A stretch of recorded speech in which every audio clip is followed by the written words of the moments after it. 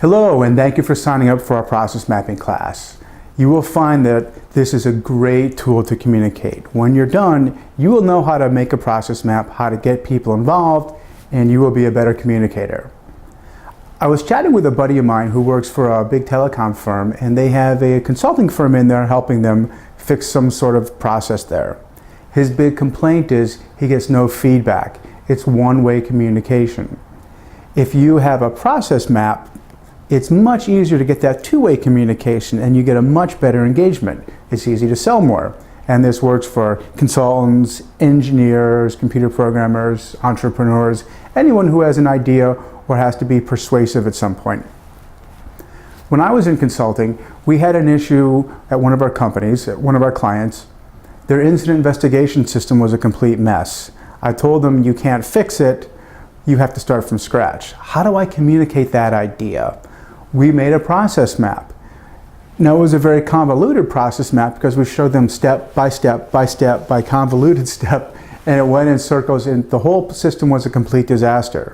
When I communicated this, I can't use the right word, when I communicated where they really stood, that's when they said, okay, you're right, we need to start from scratch. Very, very effective. I used this internally also. As a project manager, I had a bunch of consultants reporting up to me. I was the reason they weren't getting reimbursed for their T&L on time, for their travel and lodging. It was all my fault. I knew I had to fix this. What was happening is I would get all these emails coming from 50 different directions. I couldn't keep them straight. I said, guys, let's fix this. I started with what you see here, a process map.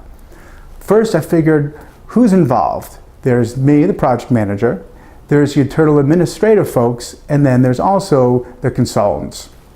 I went through this process step by step by step. As you can see, first they travel, then the independent guys would submit reports to me. This was the holdup. It got bogged down in my email. So once they saw this whole process and where the real problem is, we were able to fix it.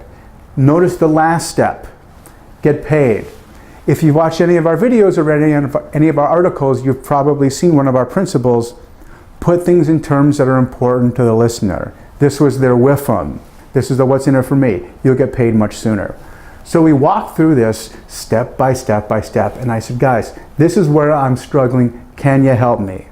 We came up with a solution, a really easy one. We just put we used a consistent subject line. I had a rule in my email so I could always keep track of these, all these T&L emails. I had to approve each and every one of these.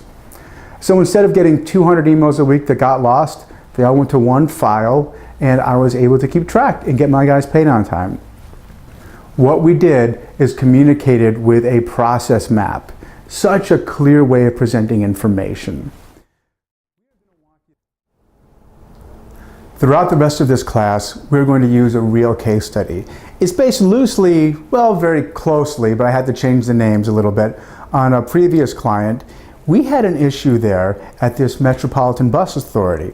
We had a problem with the buses running late. The depot manager and the COO were convinced that they had a problem with their people. The mechanics are not very good. The bus drivers are a bunch of whiners. I didn't think that was the problem. I knew the problem was in their inventory management and in their purchasing. But how do I communicate that information? I try to tell them, hey guys, this isn't your problem, it's not the people. The problem is over here with your inventory and your purchasing. They didn't believe me. I could not communicate that idea. How can I fix this? A process map. So I mapped out step by step by step what was happening, and it became very apparent to the senior leaders where the real problems were. Once you get that, then the solutions become usually, or quite frequently, very simple. So what I did is I gathered up the right people, went step by step by step. I used my standard process mapping tools. Here they are. You've probably seen them right over here. I've got some, I don't know if these are Post-its or stickies. Either way, Staples and 3M, y'all are getting a free promotion. I got a big stack of stickies. I've got a Sharpie marker, and I have got some tape. That's all you really need to do a high-level process map. To get a little more detailed, you might want to get some better software, and there's a bunch of tools, but this will get you started. You write down what happens, and you just map it out. One other tool you need, a wall.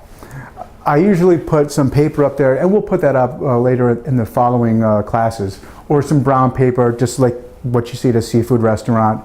But these are some really basic tools. This is all you really need to get started. Back to the case. Please download the case. Please read it before we get started. You will be one step ahead of me, but that's okay because you'll know what's going on. So we are going to go through, we're going to walk you through exactly what we did at this client, and we're going to go through our 6 steps. First one, define the process, the starting and the ending points. If you want to track a bus driver's day, do I really care what time he gets up and what time he brushes his teeth and when he eats breakfast and what route he takes to work? Probably not. Define your process.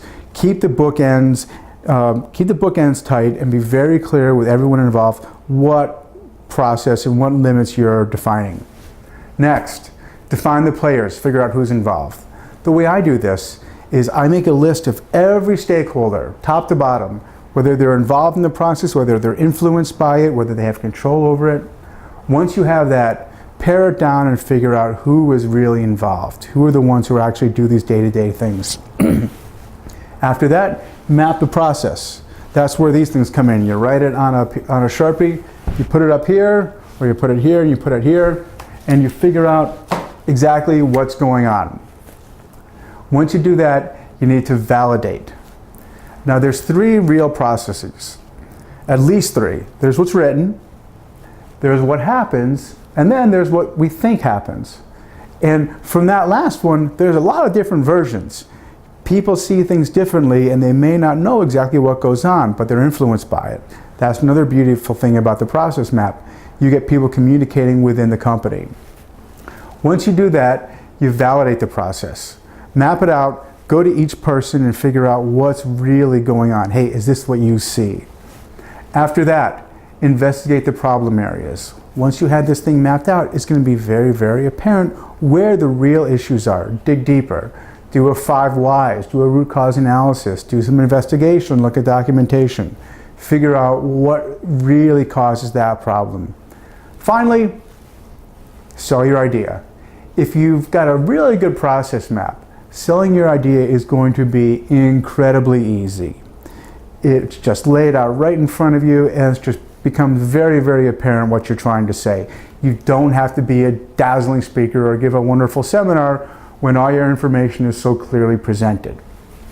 So please download the case. You can download the process map, you can look through it, and we're going to go through step by step by step and figure out what happens, how we got to the solution, and hey, let's get rolling.